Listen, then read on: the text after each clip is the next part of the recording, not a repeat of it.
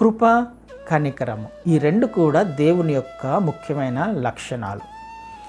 కనికరము ఎప్పుడు వాడాలి, కృప ఎప్పుడు వాడాలి? కనికరం అంటే ఏంటి, కృప అంటే ఏంటి కదండి? ఈ విషయాన్ని కూడా మనము తెలుసుకోవడానికి ప్రయత్నం చేయాలి. కృప ఎప్పుడు పనిచేస్తుంది, కనికరము ఎప్పుడు పనిచేస్తుంది అని అంటే మనకు తెలిసిన ఎగ్జాంపుల్ని తీసుకొని ఎక్స్ప్లెయిన్ చేయడానికి ప్రయత్నం చేస్తున్నాం. ఒక వరదలు ఫ్లడ్స్ వచ్చాయి. ఫ్లడ్స్ వస్తే ఒక వ్యక్తి, ఒక విశ్వాసి ఇంటి పైకప్పు మీద కూర్చొని ప్రార్థన చేస్తున్నాడు. అయ్యా ఎందుకు ఇది అనుమతించావు? మేము ఉన్నాం కదా విశ్వాసులు, మరి నశించిపోతున్నాను నేను, ఇప్పుడు నాకు సహాయం కావాలి అని ప్రార్థన చేస్తున్నాడంట. నన్ను రక్షించయ్యా, నన్ను ఎట్టి పరిస్థితులు ఏ విధం చేతనైనా నన్ను రక్షించు అని ప్రార్థన చేస్తున్నాడంట. ప్రార్థన చేస్తుంటే అక్కడ ఒక హెలికాప్టర్ వెళ్తూ ఆ వ్యక్తి దగ్గరికి రోపు వేసింది. పైకి వచ్చేసే. లేదు, నేను ఈ సహాయం కాదు, నీ సహాయం కావాలి, నాకు నువ్వు నన్ను రక్షించాలి, నేను యాక్సెప్ట్ చేయను, దీన్ని నేను తీసుకోను అని చెప్పేసి హెలికాప్టరు ఎక్కలేకపోయాడంట. ఆ తాడును పట్టుకుని పైకి వెళ్ళలేకపోయాడు. మళ్ళీ ప్రార్థన చేస్తున్నాడు, నన్ను రక్షించు అయ్యా. కింద నుంచి బోట్లో ఒక వ్యక్తి వచ్చాడు, రక్షించే వాళ్ళు వచ్చేసి, రాయా వెళ్దాం అవతలికి అని అంటే, నేను రాను, నా దేవుడు నన్ను రక్షిస్తాడు అని చెప్పేసి అన్నాడంట. ఎంత బ్రతిమాలకున్నా రాలేదు, నన్ను దేవుడే రక్షించాలి. ఆ వ్యక్తి కూడా వెళ్ళిపోయాడు. అలాగే ప్రార్థన చేస్తున్నాడు. అంతలోపల నీళ్లు పైకి వచ్చేసాయి, కొట్టుకొని పోతున్నాయి. ఆ వ్యక్తి కొట్టుకొని పోతూ ఉన్నాడు. అప్పుడు కేకలు వేస్తున్నాడంట, ఎందుకు నన్ను నాశనానికి అప్పచెప్పావు, ఎందుకు నన్ను మరణానికి అప్పచెప్పావు, సహాయం చేయమని ప్రార్థన, నేను నిన్ను ఆరాధిస్తున్నాను కదా, నిన్ను విశ్వసిస్తున్నాను కదా, ఎందుకు నన్ను ఈ విధంగా చేసావు, ఈ పరిస్థితులలోకి నన్ను తీసుకొని వచ్చావు అని ప్రార్థన చేస్తున్నాడంట.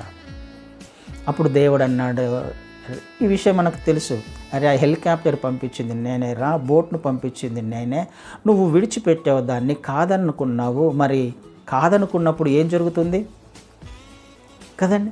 అంటే ఏమర్థం అవ్వడానికి ప్రయత్నం చేస్తుంది? కృప అంటే ఏంటి అని అంటే, ఆ వ్యక్తి అక్కడ సేఫ్ జోన్లో ఉండి ప్రార్థన చేస్తున్నాడు, అయ్యా రక్షించు అని ప్రార్థన చేస్తున్నప్పుడు ఒక అవకాశం వచ్చింది. రక్షించమని ప్రార్థన చేస్తున్నప్పుడు ఒక అవకాశం వచ్చింది. ఇది దేవుని కృప. అంటే మనము నశించిపోవటం దేవుని చిత్తం కాదు. ఏ విధం చేతనైనాను మనము ఆయన చిత్తంలో నుండి తప్పిపోవటం దేవుని చిత్తం కాదు. నిత్యత్వాన్ని మిస్ చేసుకోవడం అన్నది దేవుని చిత్తం కాదు. ఆయన కృప ఎప్పుడు కూడా మనకు అవకాశాలను ఇస్తూనే ఉంటుంది కదండి. అవకాశాలను ఇస్తూ ఉన్నప్పుడు ఆ అవకాశాన్ని గుర్తించి సద్వినియోగము చేసుకుంటే మనము ఆ పరిస్థితులలో నుంచి బయటికి రాగలము కదండి. ఆలోచన చేసే ప్రయత్నం చేద్దాం.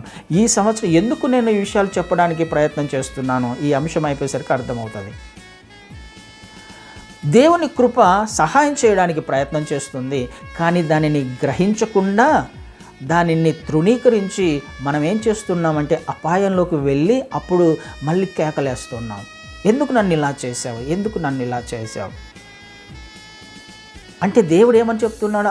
అప్పుడు ఏం చేయాలి? దేవుడు అంటున్నాడు, అయ్యా నేను సహాయం చేయడానికి ప్రయత్నం చేశాను, నువ్వే కాదన్నావు అని అంటే, అవునా తండ్రి నన్ను క్షమించు. ఇప్పుడు ఏం కావాలి? ఆ వ్యక్తికి కనికరం కావాలి. కనికరం అంటే తప్పు చేసేసాడు, అవకాశం ఇవ్వబడినప్పటికీ కూడా తప్పు చేసేసాడు, వ్యతిరేకంగా జీవించాడు, అయిపోయింది. శిక్షించే లేకపోతే ఆ పరిస్థితులలో నీళ్ళలో కొట్టుకుపోయే పరిస్థితి అది కదా. తప్పు చేసేసాడు, పొరపాటు జరిగిపోయింది. ఇప్పుడు దేవుని పాదాలు, అయ్యా గుర్తించలేకపోయాను, క్షమించు. కనికరం కావాలి ఇప్పుడు అతనికి. నువ్వెంత మంచి దేవుడవు నాన్న, నేనే గుర్తించలేకపోయాను, నువ్వు అవకాశాలు ఇస్తున్నప్పటికీ కూడా నేను గుర్తించలేకపోయాను, ఒక్క అవకాశమే, ఇంకొకసారి ఇలా చేయను అని కనికరం కొరకు ప్రార్థన చేయడం. కనికరం కొరకు ప్రార్థన చేసినప్పుడు ఆ విషయాలన్నీ, ఇప్పుడు ఆ వ్యక్తి ఏ విధంగా అయితే అవకాశాలను తృణీకరించాడో, ఆ తృణీకరించిన అవకాశాన్ని బట్టి దేవుడు ఇంకా కుదరదు, నీకు అవకాశాలు ఇచ్చాను, ఇంకా అవసరం, ఇంకా కుదరదు, ఇక నిన్ను రక్షించను అని అన్నాడు ఆయన. ఆయన కనికర సంపన్నుడు, కృపా కనికరములు కదా ఆయన లక్షణాలు అవి. ఆయన కనికరం ఏం చేసింది? సరే పర్వాలేదు, తెలుసుకున్నాడు కదా తప్పు అని చెప్పేసి ఒక పెద్ద మొద్దును ఆ వ్యక్తికి అటు సైడ్ నుంచి పోనిచ్చాడంట. మొద్దు ఎక్కి ఒడ్డుకు చేరుకున్నాడు.